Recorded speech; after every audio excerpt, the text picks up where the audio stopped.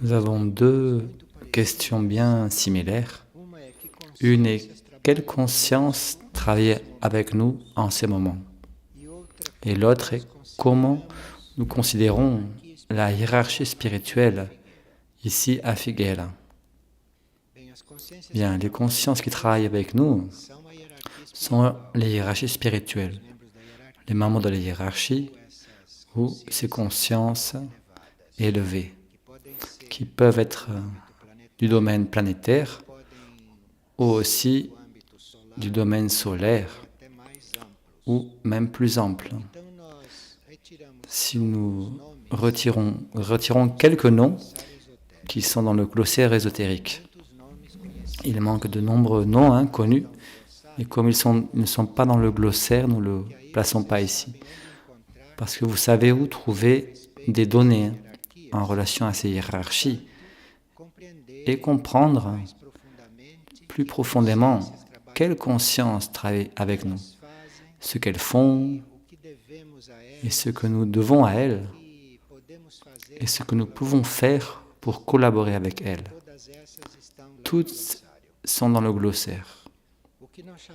Ce que nous appelons de hiérarchie, c'est une conscience qui a déjà transcendé l'évolution matérielle et qui évolue en dehors de l'évolution matérielle mentale. Et elles sont intégrées dans le service, mais dans le sens cosmique, dans le sens plus immédiat. Donc une hiérarchie, même si elle travaille avec nous directement, elle est intégrée dans le sens cosmique de notre évolution. Elle n'agit pas comme nous en se référant d'un moment de notre vie, mais elle agit avec nous en tenant en compte notre trajectoire cosmique, parce qu'elle a cette conscience. Et ces hiérarchies assument les tâches du plan évolutif et elles répondent aux lois de l'univers où elles agissent. Donc si une hiérarchie vient agir ici sur la Terre, elle répond aux lois de la Terre. Si elle agit dans notre planète, elle répond aux lois de chaque planète. La hiérarchie travaille dans toutes les lois. Elle est intégrée avec toutes les lois. Ces hiérarchies entrent dans une planète, ou elles surgissent dans une planète, quand cette planète entre dans un circuit énergétique du gouvernement central du cosmos. Si une planète qui n'est pas encore dans un courant d'énergie conforme au gouvernement central du cosmos, la conscience centrale du cosmos, dans la planète, ne surgissent pas des hiérarchies. La hiérarchie surgit quand l'énergie de la planète est reliée à cette conscience centrale du cosmos comme un tout.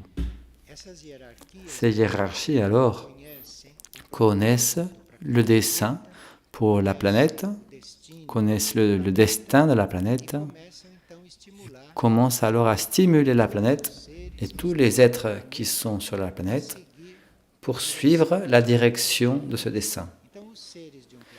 Donc, les êtres d'une planète peuvent ne pas connaître, comme ils ne connaissent pas le propos évolutif pour la planète et pour eux. La hiérarchie connaît ce dessein et inspire tous ces êtres et aide à ce que la planète prenne conscience du dessein pour elle. Parce que non toutes les planètes comme planètes ont conscience de cela. La planète a besoin d'une hiérarchie extrasystémique, d'une hiérarchie solaire qui a une conscience au-delà d'elle, pour l'aider à conscientiser son rôle et son objectif. Ces membres de la hiérarchie sont des représentants de la volonté céleste centrale pour cette planète. Cette hiérarchie représente cette volonté que la planète non toujours connaît. alors qu'il n'y avait pas de hiérarchie sur la Terre, que la hiérarchie a apparu à un certain moment. Quand il n'y avait pas de hiérarchie sur la Terre, c'est quand l'humanité n'avait pas encore de corps physique. L'humanité était en niveau éthérique, était en niveau astral. Et quand l'humanité était en niveau pas encore physique, il y avait des planètes comme Vénus et Saturne qui faisaient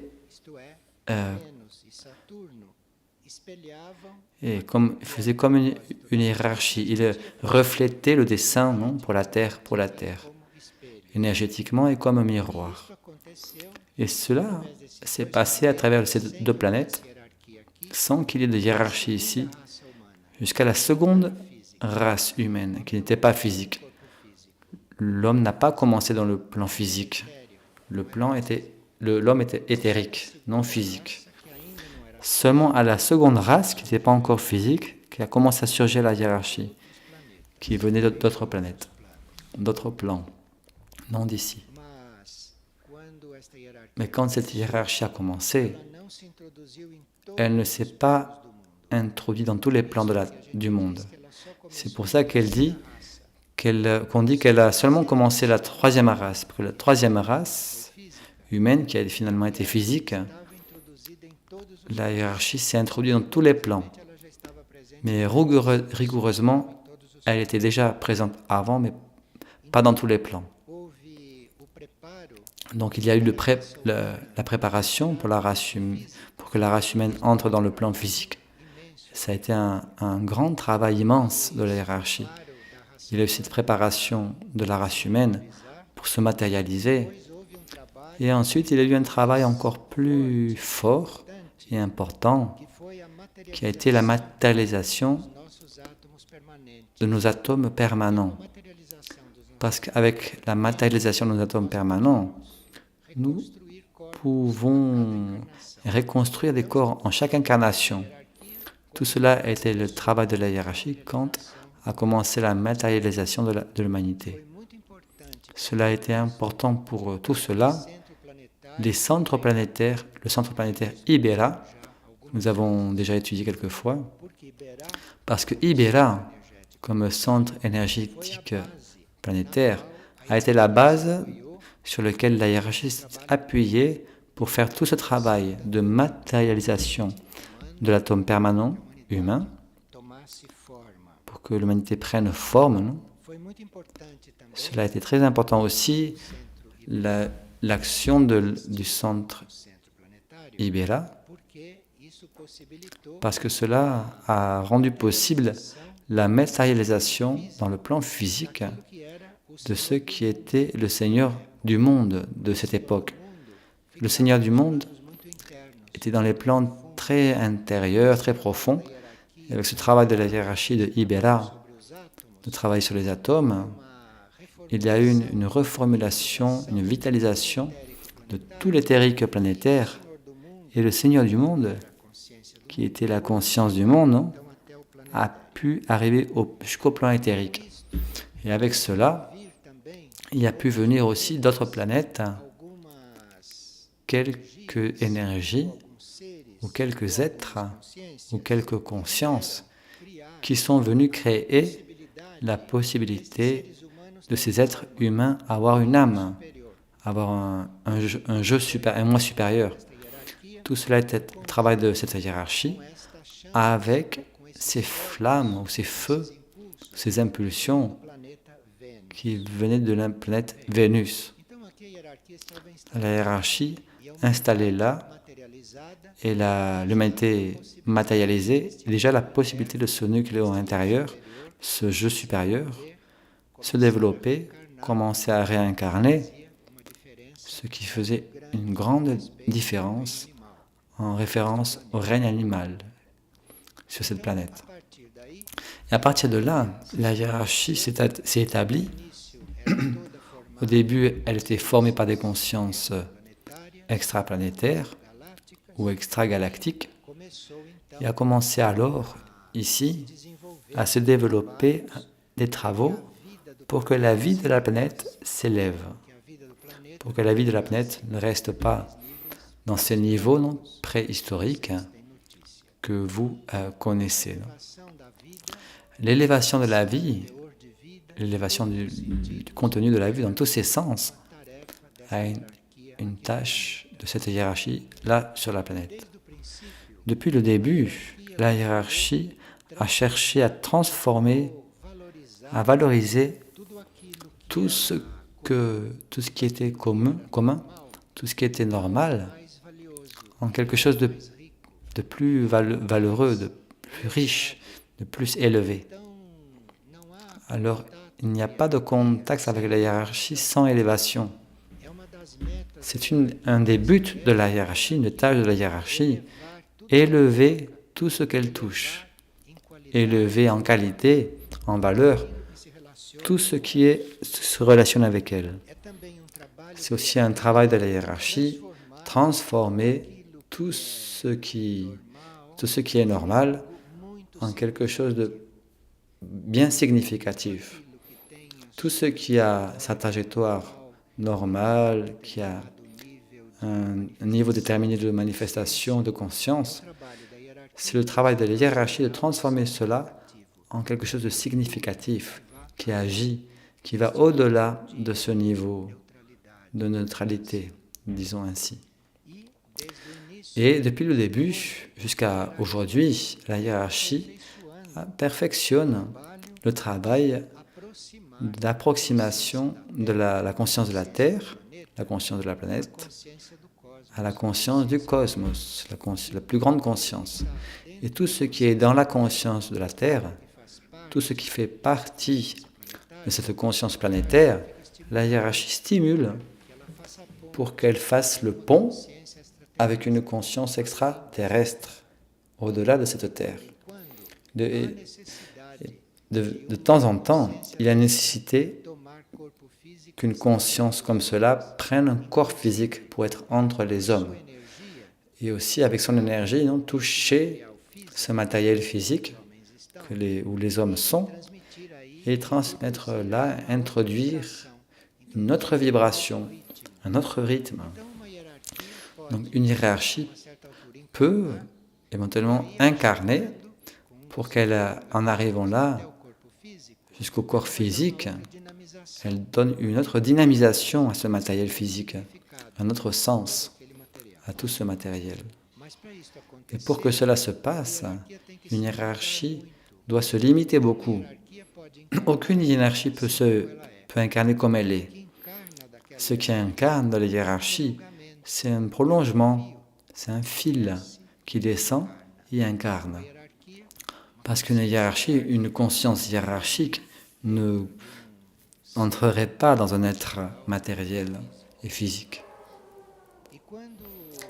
Et quand ce prolongement de la hiérarchie incarne et prend un corps physique, cela, au-delà de constituer un travail très grand de l'énergie pour réduire cette hiérarchie, pour qu'elle ne perde pas sa substance, pour qu'elle ne reste pas décaractérisée, mais qu'elle ait un valeur hiérarchique réel, tout cela est un risque très grand, parce que c'est un prolongement de la hiérarchie qui descend pour incarner et qui prend contact avec le karma matériel, parce qu'une hiérarchie peut ne plus être dans le karma matériel, peut être dans une loi évolutive supérieure, une loi d'évolution cyclique, et non dans cette évolution matérielle où nous sommes.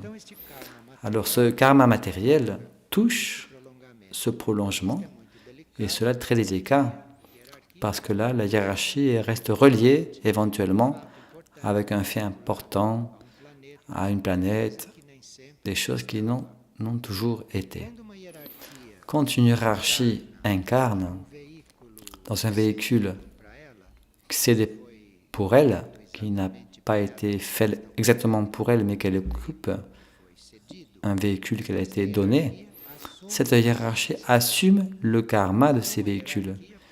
Une hiérarchie peut être ici, entre nous, incarnée, ça c'est très rare, mais elle peut être entre nous incarnée et vit un processus incarné de ces corps qu'elle occupe, comme du corps physique comme les autres corps si elles les utilisent aussi. Bien, nous plaçons donc quelques noms ici de hiérarchie dont nous avons conscience, non? Elles agissent beaucoup en ce moment sur la planète avec l'humanité. Et si nous voyons chacune dans les termes du glossaire ésotérique, nous allons là trouver éventuellement des parties de notre processus et nous allons nous identifier quelle hiérarchie travaille éventuellement dans la même phase où nous travaillons. Alors, Amar, par exemple, qui représente le premier rayon, qui a son point focal à Aurora. Amar, cette hiérarchie, a comme action actuellement instruire quelques groupes de monades. Alors notre monade peut être dans un groupe dont l'instruction vient de Amar. Amar travaille avec les groupes de monades. Certaines monades sont instruites par lui, selon ses ashrams. Et ce groupe a déjà surgi réflexe dans des enseignements directs de Amar, en formation de guérisseurs et le livre La Voix de Amar. Amar est une hiérarchie bien en contact avec nous. Nous avons la preuve de cela maintenant et que quand les activités du centre ont commencé à passer les frontières, un des premiers groupes qui est rentré en contact avec nous est un groupe qui est dirigé aussi par Amar. Donc c'est une hiérarchie qui est bien proche de l'idée de Figueira et bien proche de l'ensemble de la vie ici. Une autre hiérarchie aussi que nous trouvons dans le glossaire est celui qui contrôle l'évolution de la race humaine de la surface, qui est Amunakur, qui a une conscience de Logos, une conscience très avancée. Et cette hiérarchie est reliée directement avec le gouvernement central du cosmos et agit sur la Terre. Donc la Terre est aujourd'hui une planète très bien connectée avec dont elle peut être connectée dans le cosmos. Et Amunakur, comme hiérarchie, impulsionne la conscience de tous les êtres de la planète, sans exception d'aucune. C'est une hiérarchie qui a une conscience de laquelle aucun être, aucun microbe, rien est en dehors de cette conscience. Cela impulsionne tout. Sur la Terre, s'il y a un saint, Amunakur est là. S'il y a sur la Terre un petit microbe, il n'y a rien en dehors de cette conscience hiérarchique ici. Ensuite, Antoak, que nous connaissons comme Saint-Germain, et qui en ce moment travaille l'équilibre de la planète et de l'humanité. Travaille la volonté, la détermination, et Antoak aussi stimule tout ce qui est transmutation de la matière, transmutation en général. Cette modification de la matière en une chose plus subtile. Antoak porte de nouveau pour l'humanité la possibilité de contacter des lois immatérielles. Notre vie, pour qu'elle devienne immatérielle, pour être dans un point très élevé, évolutif, Antoak est celui qui nous contacte avec ces lois immatérielles. Nous, comme humanité, non? Il travaille avec l'humanité. Et Antoak est le commandant majeur de ce centre planétaire de Mir-Najal.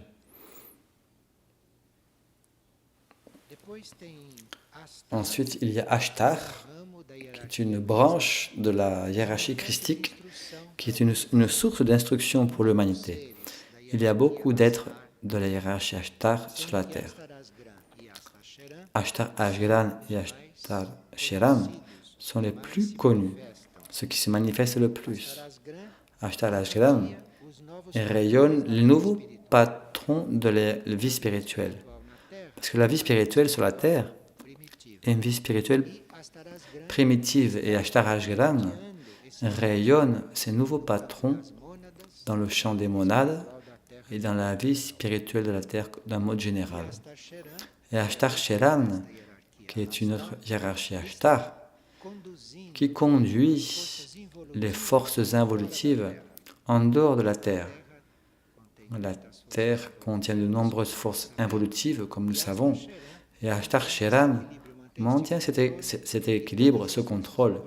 Et toutes les forces involutives qui peuvent être transmigrées, il s'en charge avec tout son groupe. Non? Nous avons aussi le nom du Christ comme hiérarchie, la conscience qui exprime toutes les lois universelles. Et dans cette conscience christique, il ne manque aucune loi universelle. Cette conscience christique, focalisée sur la Terre, porte pour la Terre toutes les lois universelles que la Terre peut comporter. Ce qui est donc très fondamental, cette hiérarchie. Kutulim canalise le second rayon. Il est à Mistitlan comme hiérarchie et canalise pour la Terre des énergies extrasystémiques. Parce que Kutulim, il a un rayon de conscience qui va bien au-delà du système solaire. Il canalise ces énergies extrasystémiques pour la Terre et pour la transmutation de la conscience terrestre. Parce que la conscience terrestre, en ce moment, elle est transmutée pour que la planète puisse acquérir un nouveau niveau évolutif. Alors cette transmutation, cette conscience de la Terre est veillée et impulsionnée par Kutulim. Maya, qui travaille avec les miroirs. Maya travaille avec les miroirs du cosmos, est focalisée à Aurora. Il travaille beaucoup avec la guérison. Maitreya, qui est un instructeur du monde, est une des hiérarchies, grandes hiérarchies, qui est dans le domaine de ce monde, et que bien mystérieuse, et qui travaille et représente en soi l'instruction. Ce ne sont pas les êtres des individus. Dire que Maitreya est l'instruction pour le monde est bien plus vrai que penser que Maitreya est un être. Et nous devrons nous approcher de Maitreya. Nous devrions absorber cette essence de l'instruction pour que nous puissions devenir instruits, pour que ce Maitreya soit en nous comme une partie de notre être, et la conscience de lui permet cela. Quand vous absorbez l'instruction, Maitreya circule d'une certaine forme. Mayuma, qui est une hiérarchie solaire, qui n'est pas de cette terre, mais qui représente la Terre dans la vie intergalactique. La Terre n'a pas encore un représentant formé par elle. Qui représente la Terre d'un point de vue intergalactique? Ce n'est pas un terrestre, ce n'est pas une conscience terrestre, parce qu'aucune n'est arrivée à ce niveau. C'est Mayuma, qui est une conscience solaire, qui a cette tâche. Mishuk, que nous avons avec une présence bien proche, est une gouvernante des miroirs du centre intraterrestre du Mirnajad. Il rayonne amour-sagesse pour cette planète. Elle a une conscience qui se répand et sert dans des sphères extraplanétaires aussi. Mishuk travaille ici, elle est si proche de nous, elle a d'autres travaux dans d'autres sphères planétaires et même extrasystémiques. Mitum, qui est une hiérarchie solaire, elle est en charge du sauvetage d'êtres humains, de l'opération sauvetage, mais ces travaux ne sont pas complètement révélés. Quand on lit ces termes, non, et quand nous nous communiquons avec ces faits, avec ces choses, on va intérieurement faire un contact. On va préparer le chemin, les fils de ligation de notre part. C'est comme si nous répondions à quelque chose qui est là, qui nous travaille en permanence. Nicolas est une hiérarchie bien étudiée ici, à partir du livre d'Aurore. Nicolas, dans notre compréhension, est une conscience d'archange. Bien, même étant une conscience d'archange, Nicolas s'est manifesté dans les niveaux matériels. Donc c'est bien particulier cette conscience. Toujours qu'il est nécessaire, Nicolas se matérialise comme un homme commun. Ostmiuk, qui est une hiérarchie de Mistitlan, prépare la planète à partir de Mistitlan pour commencer à recevoir, comprendre, assimiler et travailler avec des énergies immatérielles. Ostmiuk est très relié au 5e rayon que nous devrions apprendre à connaître. Ostmiuk peut travailler aussi avec d'autres rayons immatériels. Sikuma, qui est une hiérarchie solaire, commandant majeur du centre de Herx, stimule le royaume humain à retourner à ses origines. Sikuma est comme s'il nous appelait à revenir à la maison, parce que notre maison n'est pas ici. Sikuma toujours nous attire pour ces plans de conscience cosmique d'où nous venons, où nous avons créé et nous devons retourner. Le symbole de Sikuma pour nous est la lumière qui brille, qui appelle et qui est sur la couverture du livre Signal de contact. C'est la faute du travail. Sikuma faisons ce travail d'appel, d'attraction. Soin, qui est une hiérarchie intergalactique. Soin est une des hiérarchies les plus amples dont nous avons connaissance ou conscience. C'est la conscience qui commande le vaisseau alpha. Soin a une interaction totale avec les jardiniers de l'espace, parce que le nouveau code génétique qui est implanté dans cette humanité de la surface, ce nouveau code génétique est en charge des jardiniers de l'espace, et Soin, avec le vaisseau alpha,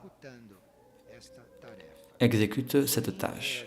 Soin est une des hiérarchies les plus élevées qui sont entrées en contact avec nous et qui se donnent à connaître. Taikuma, grande gouvernante du cosmos, est une intermédiaire entre la conscience terrestre et la conscience centrale du cosmos. Taikuma est comme un pont pour que la conscience se transmette d'ici pour le nucléon central du cosmos et du nucléon central pour ici. Taikuma, à travers les miroirs, travaille cela de telle forme que cette communication se passe. Le tibétain est une autre hiérarchie citée dans le glossaire, une hiérarchie de second rayon, une hiérarchie christique, et qui travaille dans la formation intérieure et dans l'instruction pour l'humanité. Nous connaissons le tibétain principalement à travers des livres qu'il a édités pour Alice Bailey. Le tibétain travaille dans notre formation dans le sens de nous préparer pour représenter la Terre en dehors de la Terre, dans le sens de préparer ici un représentant de la Terre qui puisse répondre pour la Terre, une chose qui n'est pas encore arrivée. C'est le travail du tibétain. Et là, nous avons le nom de Varuna, qui est une hiérarchie très spéciale parce qu'elle est dévique. Elle fait partie du royaume dévique, du règne dévique. C'est une hiérarchie qui, comme Deva, elle lie le mental avec le physique. Ce qui est très important, parce qu'entre le mental et le physique, il y a l'émotionnel, qui est cette mer agitée. Donc Varuna lie le mental avec le physique. Seulement un Deva pourrait faire cela. C'est comme si elle était la propre pureté. Donc ce lien entre le mental et le physique fait dans ce travail dévique. Et c'est comme si notre mental et notre physique avaient la possibilité d'être en contact avec la plus grande pureté qui est possible être à travers cette hiérarchie. Elle représente la pureté en soi. Et finalement, Witaikon, qui commande de nombreuses bases d'opération et qui dirige les secteurs de l'opération sauvetage. Il a une connexion directe avec sa mana, qui est une conscience plus grande de la planète.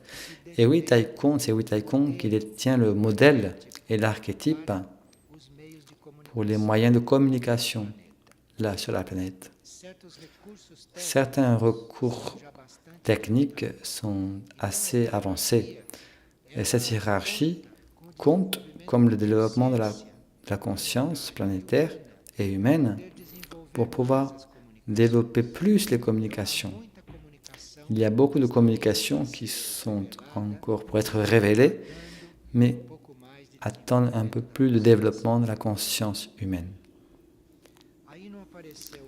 Là, nous n'avons pas parlé du nom de Moria et Saint-Germain, parce que Moria correspond à Amar et Saint-Germain correspond à Antoine. Ce sont des points de départ, non, pour vous inspirer, pour continuer, pour vous dédier à une certaine hauteur, non, commencer à sentir une certaine dévotion pour quelque chose, et là, commencer un contact plus direct.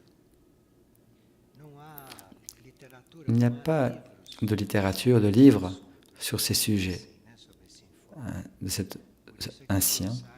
C'est pour ça que le glossaire est un point de départ, une porte d'entrée pour que nous faisions éventuellement un travail intérieur.